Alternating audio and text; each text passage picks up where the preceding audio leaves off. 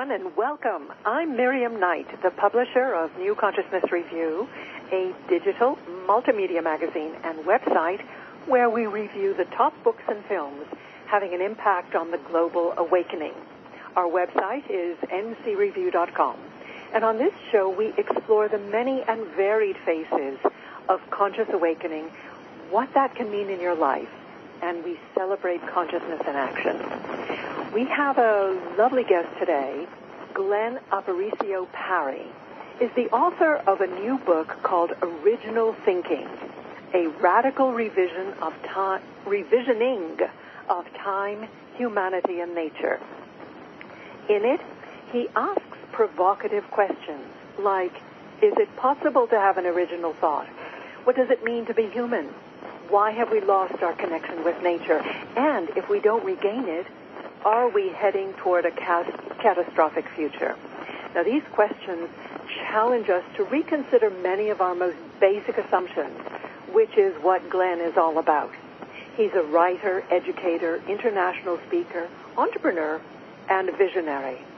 His lifelong passion is to reform thinking and education into a coherent, cohesive whole. He's the founder, past president of the Seed Institute, and is also currently the president of the think tank, the Circle for Original Thinking. He organized and participated in the groundbreaking Language of Spirit conferences that brought together native and Western scientists in dialogue, all of which inspired his debut book, Original Thinking. I'm very honored to welcome Glenn Aparicio Parry. Welcome, Glenn. Thank you, Miriam. It's a pleasure to be with you. Glenn, you said in our conversation earlier that you would like to kick off our discussion with a prayer. I would most Yes, thank you. The origin of thinking is thanking. So originally, all our thoughts were prayers, and I always like to begin with blessing, begin with prayer, and it's a beautiful spring day here where I am, here in New Mexico, and it's just so enjoyable to see the return of life, the sap that's flowing, the doves are cooing, and life is returning. And those evergreen trees that stood guard over the winter, I thank them too. I thank all the elements, the light, the air, the water, and the earth, because we are made of the elements. And I pray that the people understand that the elements are our life, that they are aware, and to welcome them into their life like kin, like in a familial way. And I thank all the ancestors and everything that has happened to bring us to this moment in time, and I welcome in all the ancestors that may be connected to our listeners. And I'm grateful for the wisdom that we've gained in our lives that we can impart to future generations.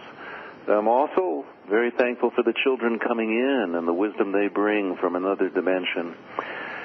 And thankful to be speaking with you.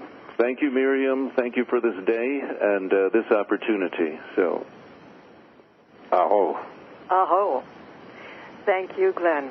You're welcome. You describe original thinking as being an expansive view that sees every aspect of creation as radically interconnected, inclusive, and whole. This is the worldview still found among many indigenous societies. Why do you think we strayed so far from it? Well, thank you for the question. We strayed surreptitiously. We strayed unwittingly and unconsciously. And gradually.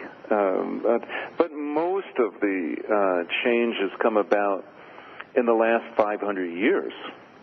And it had been creeping into consciousness before then.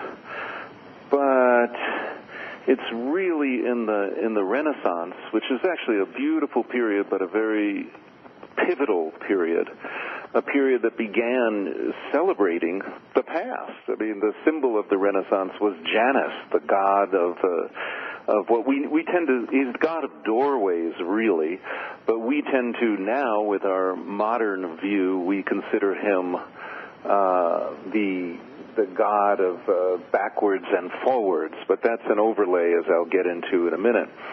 But it was in the Renaissance, and it's actually exactly 500 years ago. We can pinpoint it. We can say when it happened, that an artist named Brunelleschi looks in a mirror and he paints with all the best of intent. He wants to paint as God sees the world. So he paints as he sees in the mirror. And then another fellow came around, Alberto Villoldi, and he systematized linear perspective. He wrote a book that told people exactly how to do it, describing how you make the vanishing point, etc. And now we're all familiar with this in art school. And even if you didn't go to art school, we're familiar with the idea.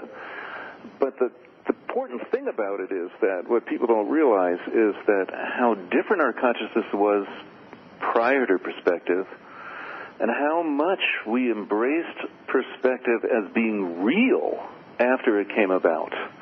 And what I'm suggesting is that actually any worldview or any view includes certain ways of seeing and systematically excludes other ways of seeing. So, there are modern Native American artists that actually are able to use, like Pablita Velarde, she's able to use linear perspective when she wants to, and when she doesn't want to, she doesn't use it at all. One of her famous paintings was of an old grandfather storyteller, and you see the storyteller in the middle there, and the storyteller is way, way larger than life. Well, that's because that's the way she perceived the grandfather and the importance of that story. So there's a lot of ways of seeing the world. But with the advent of linear perspective, we began to shift our consciousness in a very dramatic way. So, for instance, the ancient Greeks, they actually saw the past as ahead of them. Why? Because for them that made sense, because the past had already manifested, so they had eyes to see it in front of us.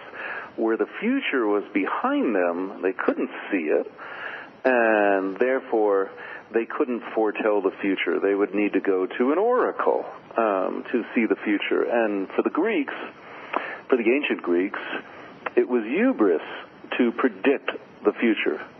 But what happens when we, with linear perspective, when we're now facing forward, we begin to feel that things, objects closer to us are in our near future, objects further from us are in the distant future. We use those words exactly, the distant future.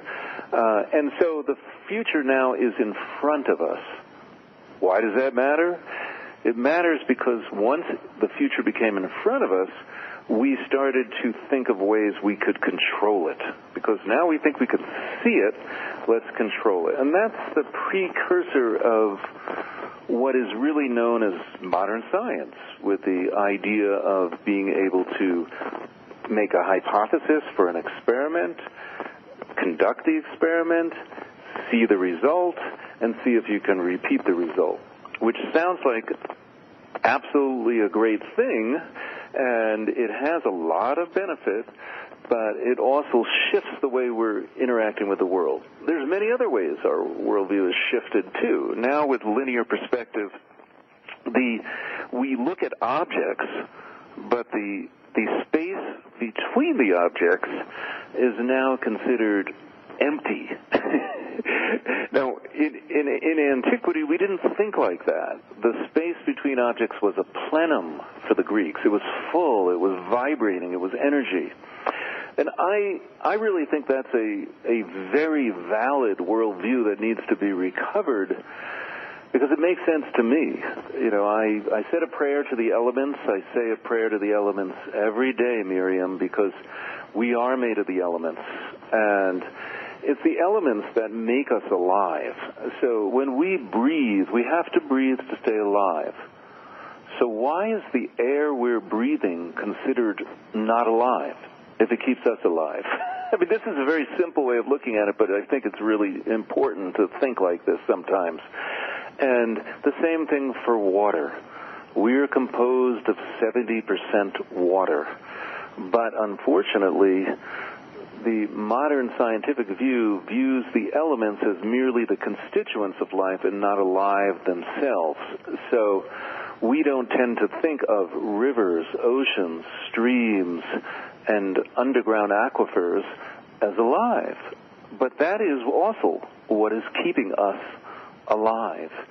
So what I'm suggesting is that when you step away from the linear perspectival view, the view that separates your I from the world, you get back immersed in it. You become part of the world. And the slippery slope that has occurred when we separate ourselves from the world is why we have been systematically destroying the elements on the planet, because we don't think of them as kin. And we really need to start thinking that way again, if you see what I mean. I absolutely see what you mean. I was thinking of that famous Brunelleschi painting where, you know, the lines converge, and it's exactly as you say. The viewer is actually outside of the frame looking in, and as we separate ourselves from the world, we also have the illusion that we can control it. And that is another slippery slope that you describe. Your book is it really has to be experienced as much as read. It's so overwhelming to kind of weave your way through history, through perspective, through story. I love the way you use storytelling as an integral part of conveying your ideas. Thank you. One of the nicest things anybody ever said about my book was said by Victoria Hanshin, who said she felt like she was being rocked in the cradle between the left and the right brain. and that is exactly what I was trying to do. You know, and that's why story is prominently there. And if you would, I'd love to share a story that also gives was one of the impetuses for writing the book. Would that be okay? Absolutely. I was going to ask you to tell the story. I mean, the primary story that I write in the book, I'll just briefly say, is that the book emerged out, as you mentioned in your introduction, out of wonderful dialogue circles that were moderated by Leroy Littlebear, and it was an organization that I founded, the Seed Institute, that held them from 1999 to 2011, 13 of them. And the very first question he asked, the seed question, was, is it possible to come up with an original thought? So that was a very important reason for the book, because that seed question just penetrated my being, and it still is, and it did lead to the formation of the book. But I also had a lot of experiences in nature and sometimes in Native American ceremony, and I wanted to share one with your listeners that I think they would appreciate, and it gives you a feeling, a different kind of feeling, because I was blessed to be invited by Grandfather Leon Secatero, who was the head man of the Canyoncito Band of Navajo. Just 20 their reservation is about 25 miles west of Albuquerque, and but their ancestral lands stretch out to the north quite a ways from there. And I was blessed to be invited to their annual New Year's ceremony, which takes place in October. And I had been invited a number of years, but I never thought I was, I thought I was too busy or something to come. But then finally, one year, I was putting together conference, and it wasn't enrolling enough. And you know what? It turned out to be the best blessing ever, because I gave over and I said, let's put aside these ways that I've been using. Let's go and pray. Let's accept the invitation that had been there. And so I went there, and it's a very long journey to go there over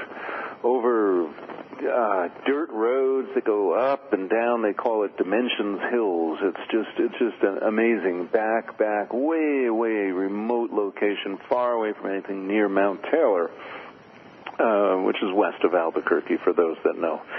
The western mountain sacred to the Navajo.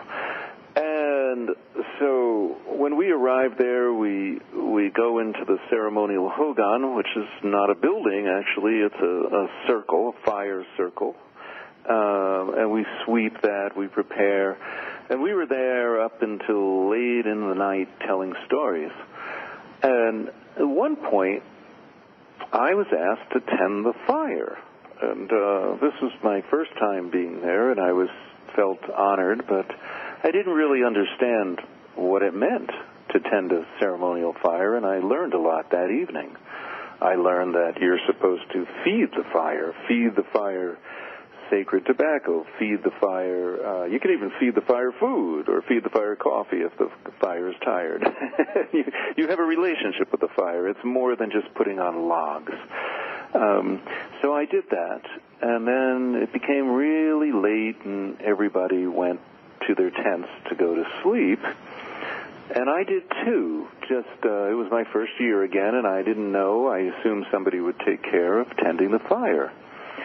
So I went into a deep sleep, and then I awakened, hearing the voice of Grandfather Leon in my ear, and he had the most mellifluous, sweet voice, and he just said, "Glenn, get up and tend the fire."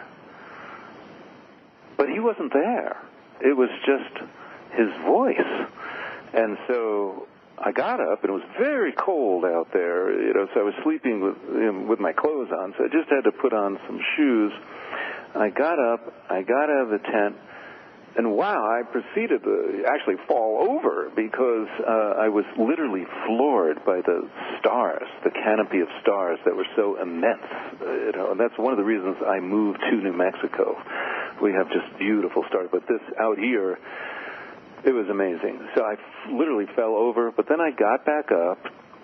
I never use a flashlight because I actually don't believe in them in a way, because your eyes can adjust, particularly with all that starlight and looking at the distant fire over 150 yards away or so that I was going to walk to. So I walked to the fire. And when I got there, it was indeed really close to dying and needed to be rebuilt. And so I did that, and I rebuilt it into a roaring blaze. And then I returned to sleep, actually it turned out to be a pretty short time, where I'm awakened, as they traditionally do there. I was actually told, it was a joke, I didn't realize that I would be awakened to beautiful Native American flute, but instead I was awakened to Leland, a man who's yelling, "Prepare yourself!" I'm going to yelling, "Coffee, coffee!" So you're burning daylight. And anyway, so we awakened, and then the most beautiful thing is that for 2 hours before dawn, we sing in the sun. The men, in particular, sit around the fire and sing in the sun while the women are preparing breakfast. The warriors have watched over the camp from a hillside to the east for the whole night, and the community is united in that way. But then something interesting happened, which is just after dawn, I see Grandfather Leon coming back to camp. And as it turned out, he had received a message that people were lost, and he had gone to retrieve them. It wasn't a cell phone message. It wasn't an email, because none of that stuff worked out there. It was just a psychic message, and then by, I guess you'd call it in the Western way, remote viewing, he connected with them, and he brought them back into camp. And so so Grandfather Leon was not there to whisper in my ear at the time that I heard that.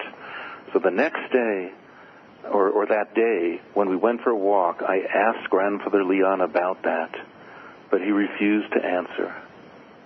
He didn't say what happened. But then his son, Orlando Secretero, his eldest son, offered an explanation and said that it was the fire itself that spoke to me, disguising its voice as Leon, to get my attention so I would listen. And that's the origin, really, of original thinking. Fascinating. Glenn, tell us what the indigenous or your understanding is of consciousness. How is this possible? Thank you. So to return to the story briefly, I first surmised that Grandfather Leon had bilocated his consciousness and somehow observed that the fire was dimming and had communicated to me remotely. But his son, Orlando, had offered an alternative explanation, which is ultimately far more intriguing, which is that the fire was speaking to me directly, disguising its voice as Grandfather Leon's to get my attention. And the second one is so much more intriguing because I've come to believe that that really is how consciousness occurs. Consciousness is a relationship that we have with nature. And we are not the creator of our thoughts in the way that we ordinarily think of this in the Western scientific way. This concept that consciousness is an epiphenomenon of the brain that, as a outcome of neuronal action, we create thoughts, I don't believe is the case. And, you can experiment with this on your own. I ask your audience, I ask you, Miriam, have you ever moved from one room to another when you intend to get something, but then when you get in that other room, you forget why you went there?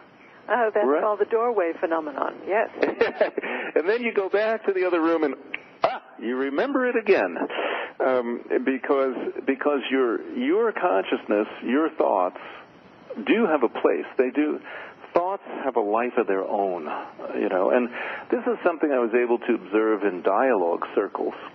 Dialogue circles that are very well conducted typically have an opening to the east, and it's understood that opening is there to allow spirit to enter the room.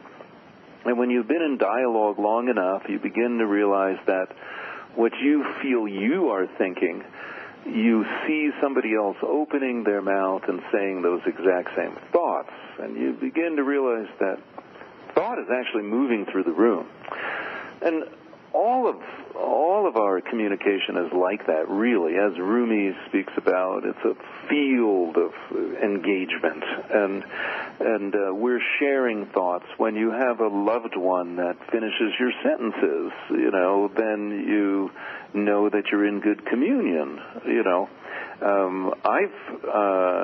I've experienced with my own wife, I've been married for 26 years, where I haven't said anything, sometimes where I'm just thinking something inside, and she'll answer out loud. Those kinds of things happen all the time because really our thoughts are not our thoughts in the way that we ordinarily speak of them. They have a life of their own. That's very, very important. One of the purposes of the book Original Thinking is to reclaim. I consider original thinking a reclamation project. So in modern times, we overemphasize the mental, rational aspect of cognition. But all of it, from the gut instincts to the heartfelt yearnings, to our intuitions, all of that is a continuum of thought.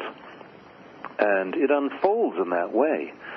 And And if it unfolds in that way, rational thinking will be rooted in the living world, which is the way it was for the ancient Greeks. And I do talk about this in the book because the actual origin of the word rational is ratio, which is a relationship between things. And for the ancient Greeks, the proportionality of the relationship was key. So that's why they spoke about the golden mean and the sacred ratio. And that was beautiful. So for the ancient Greeks, rational thought was the pinnacle of thought, just like we think about it today, but for the Greeks, it was also the most beautiful form of thought yet to arise. And I think we need to recover that beauty in our thinking. You also have a great sense of urgency, destiny about this time, where you suggest that as we divorce ourselves from identification with the natural world, we are in danger of really terminating ourselves. The earth will continue, but what we're doing will have great impact on the survival of humanity. How do we shift from that path? How do we, I'm sorry? Shift. How do we shift from that path? Well, I'm more optimistic than some because I do think we are actually shifting as we speak, and that is a good thing. So we imagine that we're not shifting, and that is dangerous. We imagine that we're proceeding to progress in a line away from our origins, away from other species, away sometimes from other people. We sometimes dehumanize other people, and often actually, and that's really a obvious problem, one that does threaten the existence of the human race, and in fact already has doomed many other species to extinction. But I'm more optimistic. I think we're actually already shifting our consciousness more than we are aware of, and let me point that out because it's really my purpose, my overwhelming purpose in the book is to acknowledge the positive seeds that are already occurring and then to water those seeds rather than to dwell on the ways that we are going adrift. So, for instance, we were talking about linear perspective before. I'll bring it back through to the art world even. You know, what's happened in the art world is a good way of looking at consciousness because it's a reflection of it. So in the last 150 years from the French Impressionists, then moving toward in so-called modern art with Picasso, Matisse, Braque, the linear, rigid way of viewing the world has been broken up.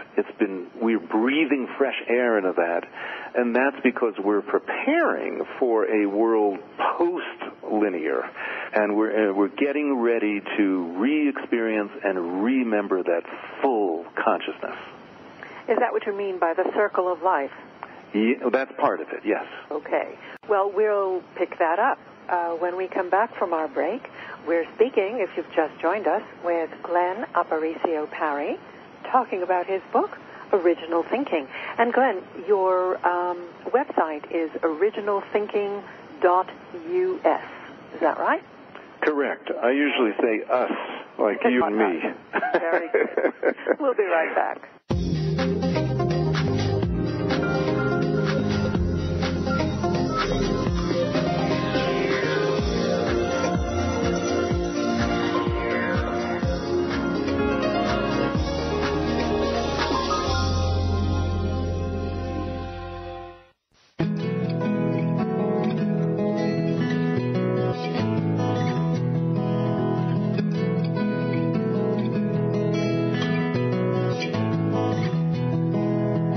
universe been trying to get your attention? What will it take for you to start to listen?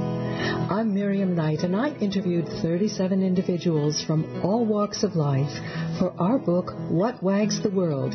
Tales of Conscious Awakening. In it, they describe the cosmic 2x4s that changed their lives, and their answers may make you rethink your own ideas about the nature of reality. Available on Amazon and Barnes & Noble, or ask for it at your local bookstore. What Wags the World? Tales of Conscious Awakening.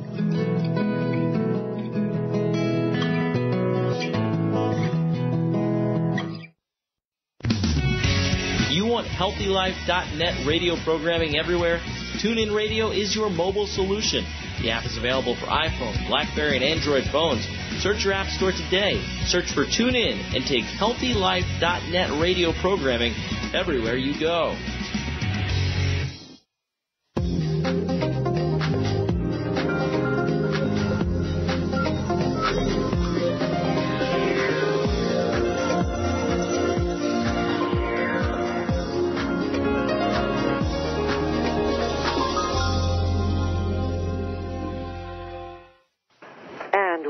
With Glenn Aparicio Parry and Original Thinking. Glenn, just before the break, we were talking about circular things, the circle of life, the sacred hoop. Tell us about that. Well, the sacred hoop is a way of expressing a radical interconnection with life. I think it's very often misunderstood in the modern world, in the postcard world. There's many levels of understanding, and I don't claim to have reached the deepest level myself. But when one sits, I've had certain experiences, like sitting on Vision Quest, and I begin to see life as an orchestra of things all happening at the same time, as things that naturally go together. And I'm reminded of what Tobasanakwe Kanu, an important teacher to me, an Anishinaabe, said, which is, what kinds of things want to happen together? And that's a really important focus in trying to understand the circle of life. Because when you start to think like that, you start to become, your consciousness becomes a little wider and hopefully a little wiser. And as opposed to the other great phrase that was coined by Vandana Shiva, which is monocultures of the mind. Now, the mind that is a monocultural mind is the one who conceives of planting the same plants every year as a cash crop. And, of course, this really hurts the soil. So we pour fertilizers and pesticides to try to preserve the soil. But the one who's thinking about the circle of life recognizes that nature has already provided ways in which balance can occur. So, I was reading Masanobu Fukuoka, I believe, a long time ago, and he was talking about how a field that had pesticides strewn on it, that a dream appeared where one of the bugs that used to be, it would eat the plants, but not in a way that would kill them, was forced to go deep underground because of the pesticides that were applied, and was now eating the roots and killing the plants. And so the dream is really coming through with a sharp and clear message that, look, this is what you've done to me. This is what I have to do. I didn't want it this way, but now this is the only way I can survive, by killing your plants. So there's there's so many ways that nature is radically interconnected. We simply need to open our eyes and start looking at that and start immersing ourselves in that, as opposed to looking at it with the human eye and thinking of how can we manipulate this for our benefit. We really need to think of the whole. Because ultimately, we're so tied to the whole that if we try to go about that way of thinking of ourselves only and being selfish in that way, we end up destroying ourselves. So there really is no course now but to recover the way that we used to think. There is nothing like self-interest to focus the mind. I want to go back to what you said about things that want to happen together, and you in the book brought that up in the context of scientific research and a kind of a renewed approach to looking at research and technology in the context of whole systems coming together. Thank you. Give us some further elucidation on this. Well, what Leroy Littlebear used to say is that research is renewal. And whoa, what a beautiful idea. It kind of blew me away. I have a confession to make, which is every word that starts with re in the English language, I love. And there's a reason for that. That starts with a re, too, doesn't it? But in a different way. And the reason is because there is no such thing that's new, really. I really don't believe in linear time. That is an illusion. I never say Happy New Year. I might say Happy Renew Year. Every January 1st is a heck of a lot similar to the previous January 1st, or at least where I've been. It's generally cold. It's darker. It's winter. We've been here before. And so research as renewal is really a beautiful concept, because all of a sudden we're grounding the original impulse of educating, which was the impulse to learn and grow as all of nature learns and grows. We're now grounding that into what could be used even in academic circles. And now we're looking to help the world. We're looking to renew the world, not trying to think of something brand new. So we have the word in academic circles. If any of your listeners have gone through academic training, they tell you have to do original research. But what they mean by that actually is part of the linear model of replicate and then extend. They're going to say, you're going to reproduce, the things that 100 other people have done, and then you're going to add your little piece at the end. And that's going to create this line of linear progress, supposedly.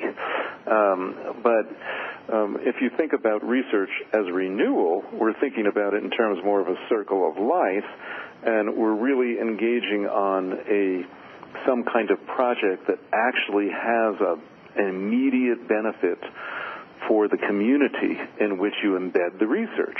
And it's one in which you are actually aligning yourself with a greater purpose. So it's a very beautiful idea. The whole part of the book on education is really about reimagining knowledge as something that arises with the patterns of nature. This is the way I also revision thought as arising with the patterns of nature. And so that in that way, we're reimagining education not as the accumulation of knowledge, but as the renewal of knowledge. Do you see what I'm saying? Indeed. You mention Aristotle and his original view of economics as being something called chematistics or something? Oh, chromatics. Yeah. Where the goal actually is to increase the overall good so that everyone benefits.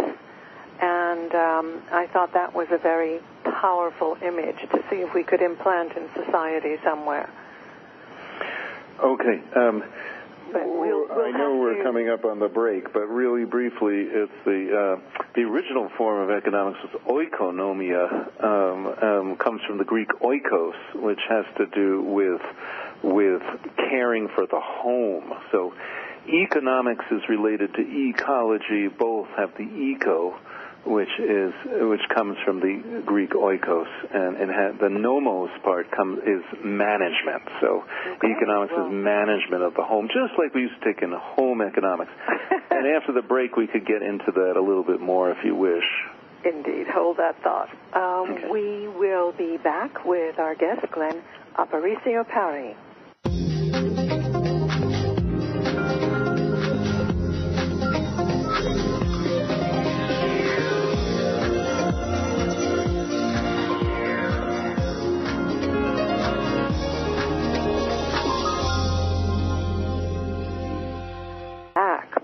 Glenn Aparicio Parry and Original Thinking.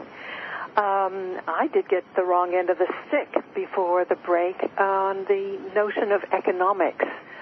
Where did we go wrong, Glenn? Well, in the book Original Thinking, I do something kind of radical that I did not plan on doing. I mean, the truth of the matter is the book itself was designed to mirror questions, mirror like a dialogue circle. So I posed questions, and when you do that in a dialogue, you never know where it's going to go. And to some extent, that happened in the book. And then, because I knew that I was just getting deeper and deeper. And for economics, I really wanted to revision economics to its living roots. And for me, that actually has to do with water, because I think of economics as a living enterprise. I mean, this is a real positive slant, because most people are kind of, at this point in life, usually start to get annoyed with the economic idea of thinking that money is evil or something like that. But let's look at it maybe a little bit differently, and just the exchange of energy that occurs when you just go to a store and you talk to the clerk and you start to get in a good conversation. You might forget to bring your packages home. That's because you're exchanging, it's a fluid exchange of energy. And so that's the way that I wanted to revise and get to the roots, the living roots of economics. And the living roots of economics do come from ecology, and they come ultimately from our radical interconnection with the world. And we need to remember that when we're doing the exact opposite in the modern conception, which is close to that word chromatics, which was frowned upon in the ancient world. We are now thinking in very selfish ways. We're doing, as Buffy St. Marie said, we're carving up nature on a luncheon plate and calling it real estate.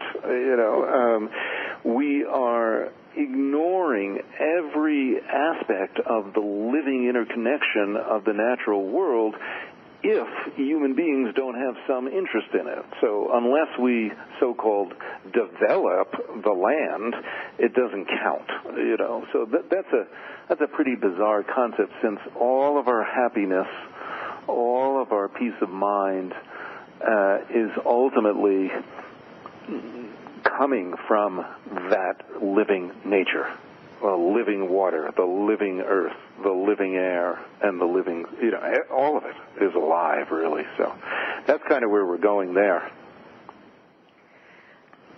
The thrust of the book for me was reconnecting into this integral fabric of creation, of life.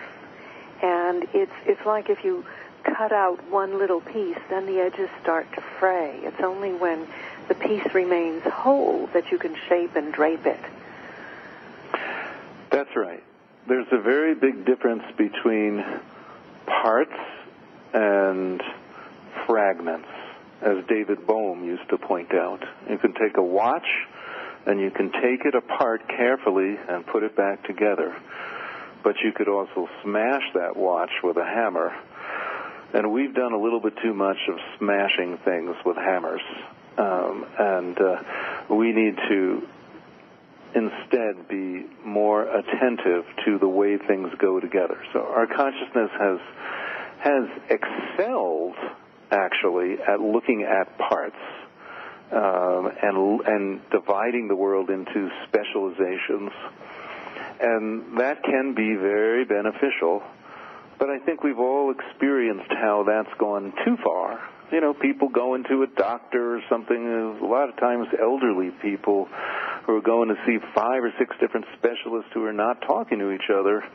Each one is prescribing a different drug. Yeah. They're giving different drugs that don't interact well with each other and stuff, or even perhaps they're taking herbs too. This happens for some of my conscious friends taking things like, ginkgo or something. Ginkgo is a blood thinner. But a lot of people don't know that.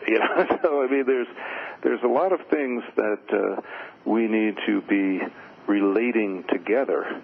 We need to recover that. This is what I'm trying to say. It's not about saying that rational thought isn't necessary, but if we can recover the roots of it, which is in a living connection to nature, then we can act from a little bit of a wiser place. And it almost reminds me also, I'll put it in terms sometimes of feminine and masculine ways too, because I remember Oki Samini Forrest, maybe you know her, talking about how in her ancient ways, the circle, the inner circle would be the women. The outer circle were the men. I think that happened a lot, actually. And the inner circle kind of set the direction, provided the wisdom. And then the outer circle was the one that initiated action in the world. That masculine ability to initiate action in the world is very important, but it needs to be grounded in wisdom. Otherwise, it can destroy the earth. So we've seen evidence of both. We've seen we've seen initiatory action in the world that has really helped the world. And that's what you were talking about with technology. And we've also seen technology that can destroy the world, such as an atomic bomb. Yeah. Well, tell us about this think tank that you started, the Circle for Original Thinking. Thank you.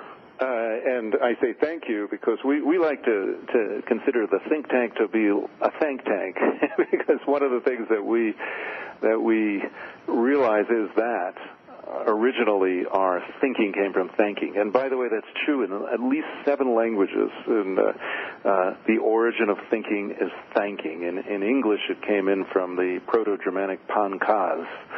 And there's a relationship between thinking and thanking or giving gratitude. So that's where we want to start, from blessing. That's why I asked you if we could start with a prayer when we did our interview here today. I always like to begin from blessing, and that is a form of wholeness. And then one of the prayers that I say every day is to remember that the ancestors and to be thankful for everything that has happened to bring us to this moment in time. That's really looking at life as blessing.